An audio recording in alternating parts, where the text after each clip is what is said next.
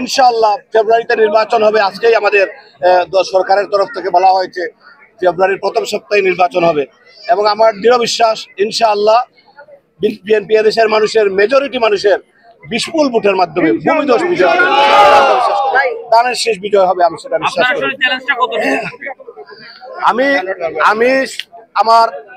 আমি রাজনীতি করি, আমি সবসময় সহনশীল রাজনীতি করি, আমি সমাজ প্রার্থীদের সবাইকে আমি সমানভাবে শ্রদ্ধা করি।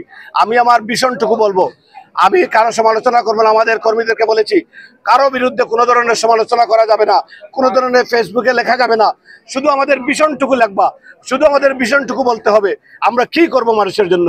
ইনশাআল্লাহ আমার দৃঢ় বিশ্বাস একটা সমৃদ্ধ এবং উন্নত প্রচারণার মাধ্যমে বিয়ানীবাজার গোলাপগঞ্জে দানের শেষ বিজয় লাভ করবে, সেটা আমি বিশ্বাস করি। ধন্যবাদ।